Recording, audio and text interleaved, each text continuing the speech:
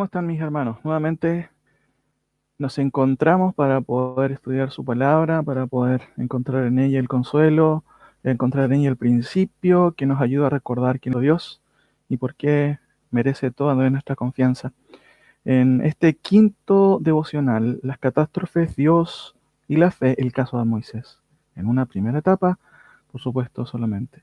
Hermanos, ¿de qué manera notamos aquí en Éxodo capítulo 2 y 3, al menos estos dos primeros versículos, una catástrofe? ¿De qué manera notamos también la fe de los creyentes? ¿O de qué manera también aprendemos nosotros de este pasaje algunos principios que claramente son también aplicables a nuestra vida? Y por otro lado, ¿de qué manera vemos el poder de Dios actuando?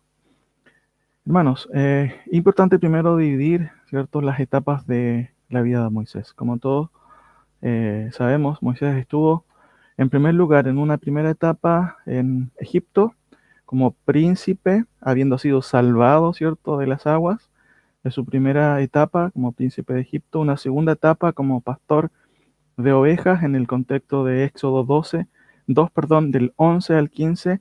Recuerden que frente a una injusticia que él vio, a un maltrato de un hebreo, él se indignó de tal manera, obviamente, que perdió el control y mató a este egipcio y trató de hacer justicia después en otra ocasión, en otra situación que él estaba viendo, cuando se dio cuenta de que la gente y las personas habían dado cuenta de lo que había acontecido, que él había matado a un egipcio. Por eso el texto dice ahí, y quien la replica también frente a lo que Moisés quería hacer en ese contexto, quería hacer justicia frente a algo y otro hecho que estaba viendo. Por eso le dicen, ¿quién te ha puesto a ti por príncipe y juez sobre nosotros? Dice, ¿piensas matarme como mataste al egipcio? Entonces Moisés tuvo miedo y dijo, ciertamente esto ha sido descubierto. Y justamente fue así, porque el versículo 15 dice, oyendo Faraón acerca de este hecho, procuró matar a Moisés, pero Moisés huyó delante de Faraón y habitó en tierra de Madián. O sea, de ser príncipe en Egipto pasó a ser pastor de ovejas, y en ese contexto él va a conocer una segunda etapa a su mujer, Séfora, para quien también tiene que trabajar a su padre cuidando de las ovejas. Y eso es lo que vemos en el capítulo 2, los versículos 16 al 22. Ahí está la historia de cómo él y su mujer. Eh, todos estos hechos, hermanos, revelan algunas etapas también que Moisés tiene que pasar antes de ser llamado, como vemos en el capítulo 3 y ahí después en los siguientes capítulos. Ahora, ¿qué es de Israel? ¿Qué está sucediendo con Israel? Déjeme leerle, por favor, en este contexto, justamente también el versículo 23 al 25 de Éxodo 2. 23, 24 al 25. Esto es lo que dice el texto estaba aconteciendo en ese contexto mientras Moisés estaba cuidando de los animales de su suegro. Aconteció que después de muchos días murió el rey de Egipto, y los hijos de Israel gemían a causa de la servidumbre, y clamaron. Y subió a Dios el clamor de ellos con motivo de su servidumbre. Y oyó Dios el gemido de ellos, y se acordó de su pacto con Abraham, Isaac y Jacob. Y miró Dios a los hijos de Israel, y los reconoció de Dios. ¿Qué hizo Dios? Y aquí es lo que notamos, y el texto, hermanos, deja ver justamente qué es lo que hace Dios, quién es nuestro Dios, quién es el Dios, quién era el Dios de Moisés, cómo es que él, cierto, manifiesta en el texto cuestiones que tienen que ver y dejan ver que Dios estaba al tanto de lo que estaba aconteciendo. Note por favor los versículos 24 y 25. Y dice el texto, y oyó Dios el gemido de ellos. Eso es lo primero. Dios oyó. Segundo, y se acordó de su pacto con Abraham. Por supuesto, Dios sabía en qué momento adecuado, bajo su soberanía, Él iba a libertar a su pueblo. Y ese es el sentido de la palabra acordarse. Después el 25 dice, y miró Dios a los hijos de Israel, y finalmente dice, y los reconoció. Ellos son mis hijos. Ellos son el pueblo escogido, mi pueblo escogido. Por supuesto, esto es lo primero que deja ver el texto. ¿Y de qué aprendemos aquí? Hermano, Dios está al tanto de lo que está sucediendo. Está al tanto de cuando usted nació, está al tanto de los sufrimientos que usted ha pasado, está al tanto de todo lo que acontece incluso en nuestro país y en el mundo entero. Este es el mismo Dios que claramente aquí en la narración deja ver que Él oye, que Él ve y que Él se acuerda, y en este caso también, de sus hijos. Ahora, ¿qué hizo Dios además de esto? En el capítulo 3 vemos lo otro que hace Dios. Dice el versículo 1 del capítulo 3: apacentando Moisés las ovejas, eso estaba haciendo Moisés, de Yetro, su suegro, sacerdote de Madián, llevó las ovejas a través del desierto y llevó hasta Oret, monte de Dios. Versículo 2. Y se le apareció el ángel de Jehová en una llama de fuego en medio de una zarza, y él miró, y vio que la zarza ardía en fuego, y la zarza no se consumía. Entonces Moisés dijo: iré yo ahora y veré esta grande visión. ¿Por qué causa la zarza no se quema? Viendo Jehová que él iba a ver, lo llamó Dios de en medio de la zarza y dijo: Moisés, Moisés. Y él respondió: heme aquí.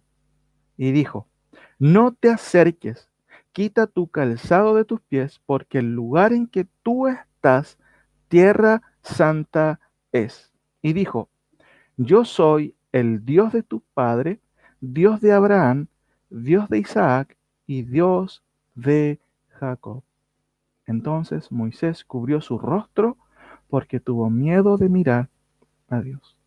¿Qué es lo segundo que hace el Señor?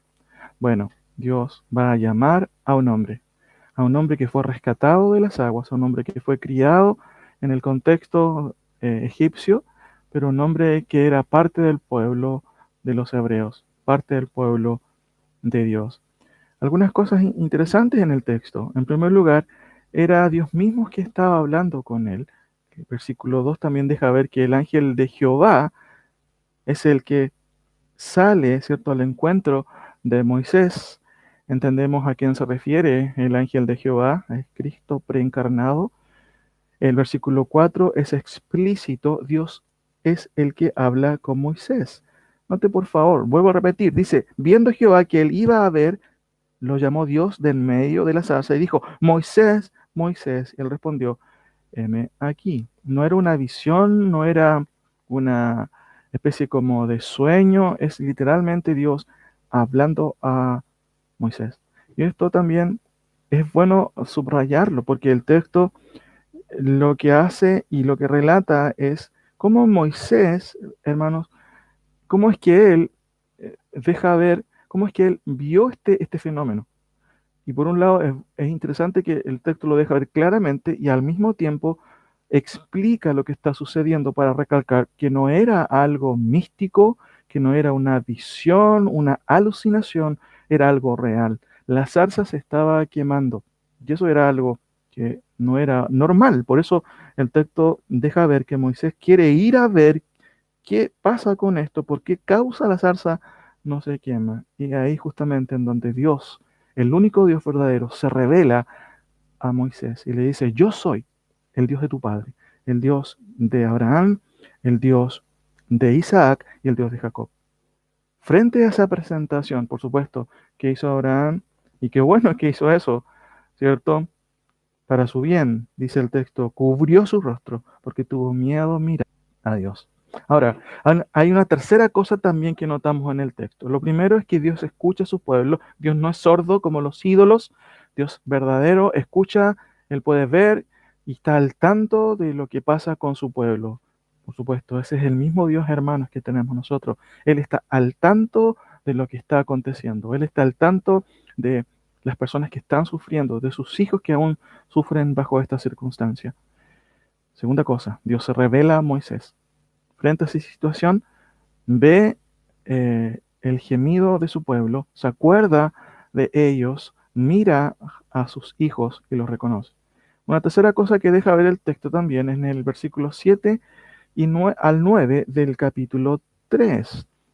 ¿Qué es lo que vemos ahí? Hermanos, Dios se revela a Moisés y le hace sentir lo que él está pensando, lo que él piensa de este asunto, y por otro lado, le deja ver su intención de salvarlos. Leo estos versículos. Dice así, versículo 7 al 9. Dijo luego Jehová: bien he visto la aflicción de mi pueblo que está en Egipto, y he oído su clamor. a causa de sus exactores, pues he conocido sus angustias y he descendido para librarlos de la mano de los egipcios y sacarlos de aquella tierra, una tierra buena y ancha, a tierra que fluye leche y miel, a los lugares del cananeo, del eteo, del amorreo, del fereceo, del heveo y del jebuseo. El clamor, pues, de los hijos de Israel ha venido delante de mí, y también he visto la opresión con que con que los egipcios los oprimen. Varias cosas que el texto nuevamente recalca aquí. Él está al tanto de la aflicción de su pueblo, manifiesta lo que él quiere hacer a Moisés en el texto, deja ver también que Él quiere librarlos. Por eso que dice el texto, y he descendido para librarlos de la mano de los egipcios. Y se recalca nuevamente que Él ha conocido las angustias de su pueblo, ha visto la opresión y como una cuarta acción de Dios, el versículo 10 deja ver algo que obviamente va a decantar en algo objetivo, no solamente las intenciones que Dios tiene, que sus intenciones no solamente manifiestan justamente su determinación, sino también lo que Él quiere hacer, y justamente es el llamado de Moisés. Versículo 10 dice, ven por tanto ahora y te enviaré a Faraón para que saques de Egipto a mi pueblo, los hijos de Israel. Hermanos, dice el texto que Dios llamó a Moisés y cuando nosotros vamos al Nuevo Testamento, encontramos quizás otros referencias bíblicas para poder comprender cómo es que también el Nuevo Testamento subraya estas verdades que notamos aquí en Éxodo capítulo 2 y 3.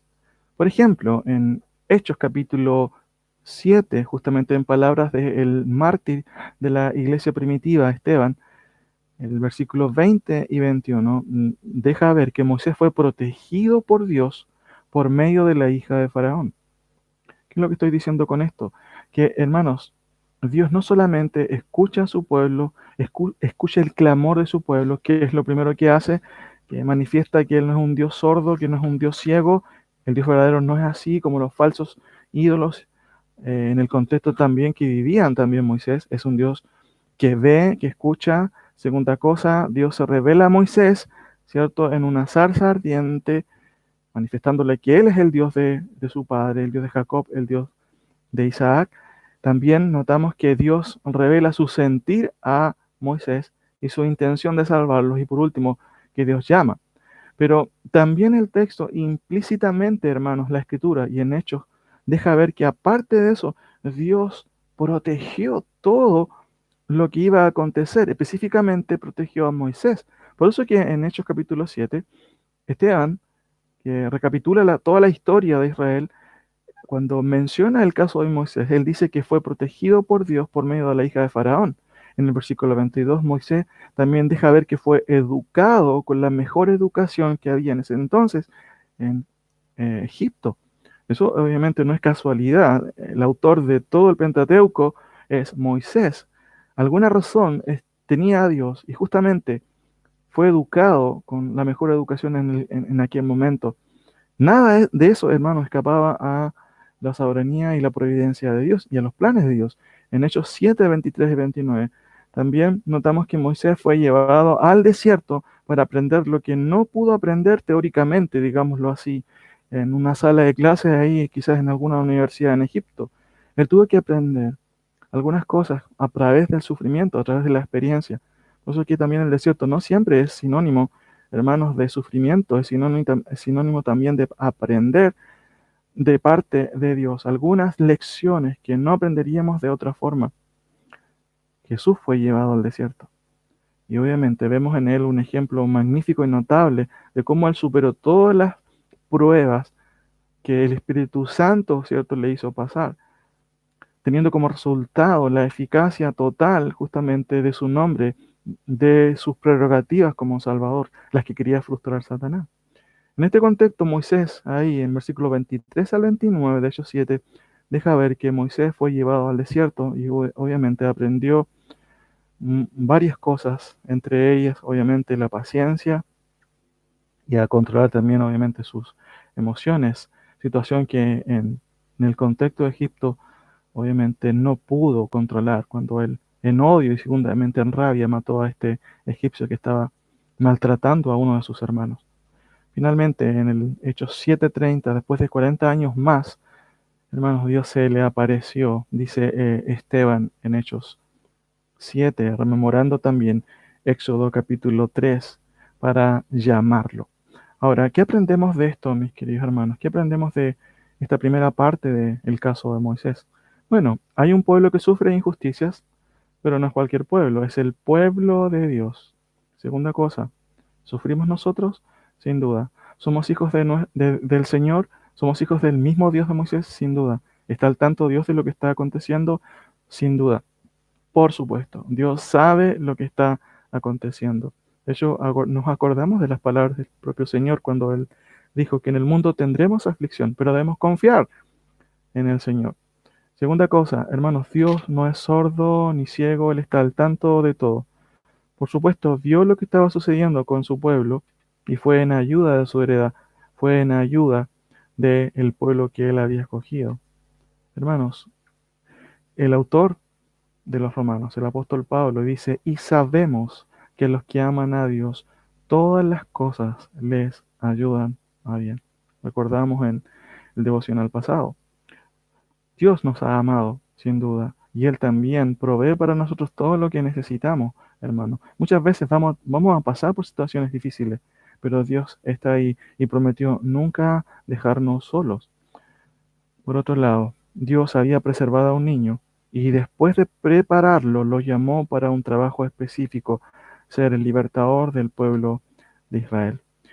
Quizás recordar, hermanos, con este quinto devocional, eh, lo que Dios nos enseña en su palabra. Dios nos ve, Dios sabe lo que está pasando, vuelvo a repetir. Dios en ocasiones trata con nosotros por medio de las experiencias amargas, así es, pero Dios no nos mantiene ahí. Dios nos ayuda, ¿cierto? Para que podamos nosotros refinar nuestro carácter y nuestro corazón. A lo mejor necesitamos más confianza en Dios. Hermanos, no es fácil. No quiero decir con esto que ahora en adelante todo va a ser más fácil porque nuestra fe va a ser fortalecida y que ahora todos vamos a confiar. Ese es el ideal y de hecho al ver estas historias bíblicas, ese es el camino que debemos tomar. Si Dios nos ha demostrado durante todo este tiempo, aún en nuestras vidas, que Él nos ha librado de tantas cosas, hermanos, que nos ha preservado del mal, bueno, Él puede seguir haciéndolo y justamente en muchos pasajes de la Biblia encontramos promesas tan claras como en el relato que acabamos de ver, o en pasajes también del Nuevo Testamento. Dios siempre tiene un propósito divino. No es que pasemos por situaciones y simplemente sean casualidad. Dios siempre nos prepara, nos pule en nuestro carácter. Recordamos, por ejemplo, Filipenses, ¿cierto? Cuando dice que el que comenzó la buena obra en vosotros la va a perfeccionar hasta el día de Jesucristo. Hermanos, Dios no desampara a quienes son sus hijos. Pero también esto no significa que no pasemos por dificultades. Y la historia de Moisés, esta primera parte que estamos viendo, es increíble porque nuevamente nos recuerda quién es Dios. Dios no es sordo, Dios escucha el clamor de sus hijos y siempre va a hacer algo para defender a sus hijos. Hermanos, lo que hizo Dios por nosotros es algo increíble porque envió a su Hijo unigénito a morir por nuestros pecados. Si bien es cierto, Moisés libertó al pueblo, el libertador, cierto, por excelencia es el Señor Jesucristo. Y en Él encontramos, obviamente, la salvación del pecado, del poder del pecado, y también en un futuro de la presencia del pecado. ¿Cómo no dar gracias al Señor que tenemos en Cristo una seguridad plena, una salvación completa, como también lo alude también el autor de Hebreos cuando dice que cómo escaparemos si descuidamos una salvación tan grande, en este caso un mensaje de salvación tan grande. Que el Señor nos ayude, hermanos, y oremos al Señor, demos gracias, eh, porque a pesar de las circunstancias, Él sigue estando con nosotros y nada, ¿cierto?, acontece si Él no lo permite. Por eso debemos estar, a pesar de las circunstancias, gozosos y confiados en el Señor. Que el Señor les bendiga.